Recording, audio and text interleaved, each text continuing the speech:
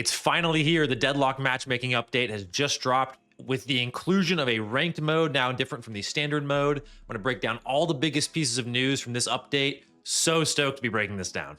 All right, and so as we can see, the update's on screen. The core of the update is right here. It includes a revamp of how the matchmaking system works, as well as the introduction of a new matchmaking mode. You can now choose to play in standard mode, unranked, or the new ranked mode introduced in this update. So standard mode, as we can see here, is just a standard mode that provides a lower stakes way to play Deadlock with friends without worrying about adjustments to your rank. There are no restrictions on your party size or skill spread. You can also play in this mode to practice heroes you're less familiar with, as the matchmaker will adjust the game it puts you in to account for your experience on that hero. This is so much of the thing that I've been wanting for so long in this game. Finally, we have a way to experiment with builds and just kind of have fun in a normal game of Deadlock. Next up, we have ranked mode. Ranked mode gives players a way to queue up for more competitive games against similarly skilled players with higher stakes. Each season, you'll be able to climb the ranks as far as you can go. So we have now seasons introduced, as well as updated ranks. These icons are incredible.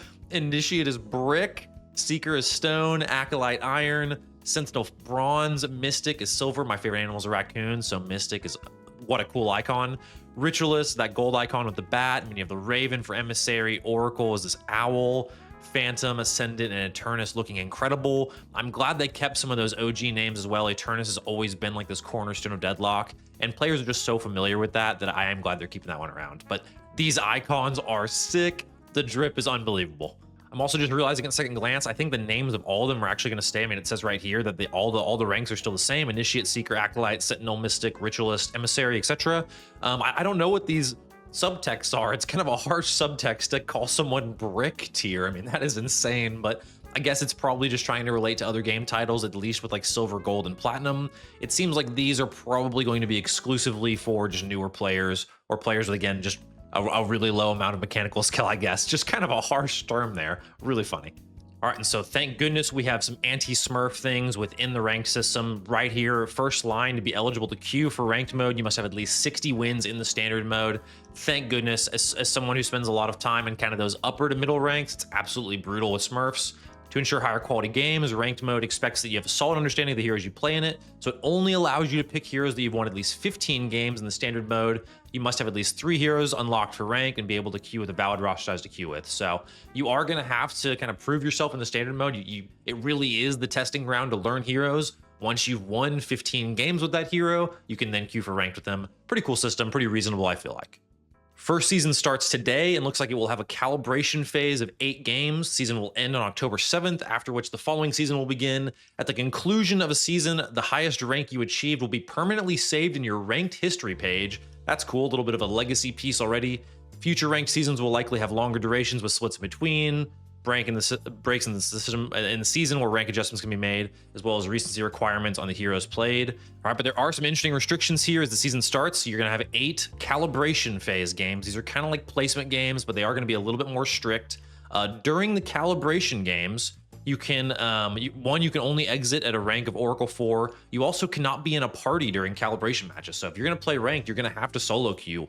Also, ranked mode will currently only be for solo or duo parties. If you're in a duo party, both players must be within a rank of each other.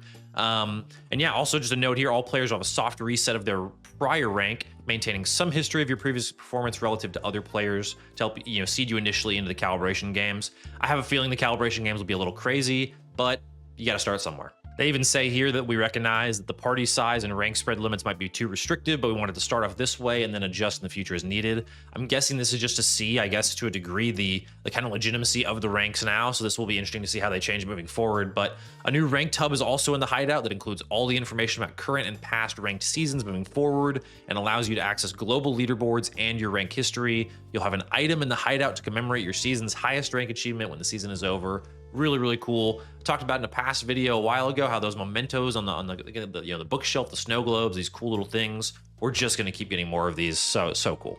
And before I get into some more of the particulars here, number 1, like and subscribe. Really do appreciate the support on the channel. It's been genuinely so amazing. But 2, they are going to roll this out. The system's live right now, so you can go out and play ranked right now. I'm going to as soon as this video is over.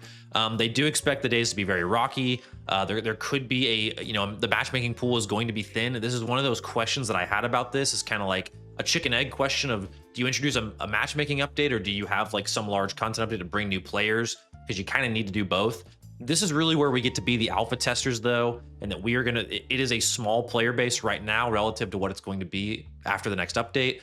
But for now, we are the ones testing this out. So all the things that come along with that are going to be a little bit problematic. Lots of bugs, longer queue times, all the things that Yoshi and the dev team are outlining here. There's still a couple of really huge details to go over though with this update. There really is a lot here. So number one, this rank points bit. This is one of those where it's basically each win or loss is going to give you more or less 250 points on average. That they're going to change though a little bit relative, and then that you need 1,000 points to go up and down each sub rank. This next bit though is really huge. Entering a match in hero selection. Basically, there's a lot of text here. So basically, this first section talks about how, especially in the context of a ranked mode, players are going to want the agency to pick their hero, make those changes, have some control over the lobby. And developers also have been making some big improvements to the matchmaker's ability to create good team compositions. So while there's no draft, you are going to be able to change your hero once you queue into a lobby. This is the first time ever in Deadlock this is going to be happening. Really exciting. So what it says here, once you enter a ranked match, you'll see a breakdown of the ranks of all players in the game. You will then enter a pre-game waiting area where you can control your hero. During this time, you can choose to change your given hero to any other hero that hasn't been selected, as long as you have the hero unlocked for ranked play. Primary purpose is to allow players a quick way to adjust their team's hero composition to make any adjustments they see fit. This is such a huge step for Deadlock. Like I said, this will really, it feels like such a good compromise between adding draft, something that would be, you know, it would increase game time. It just might not be the direction they want to go in yet, versus, you know, still giving players a way to queue particular heroes, make changes, have some control over the lobby. I really do like this change. And then the rest of this, if you want to just take a look at what's on screen, gets into some penalties, you know, some nuance to that hero swapping mechanic, all that kind of stuff. But overall, this is such a huge update. Would be very curious to hear about what you think in the comments. I'm going to end this video right now because I just want to go hop on and play it. Thank you all so much for tuning in. I'm headed off on vacation tomorrow, so you won't hear from me for a little bit, but in about a week, I'll be back in earnest with a lot of new videos here on the channel. Very excited. I'll see y'all then.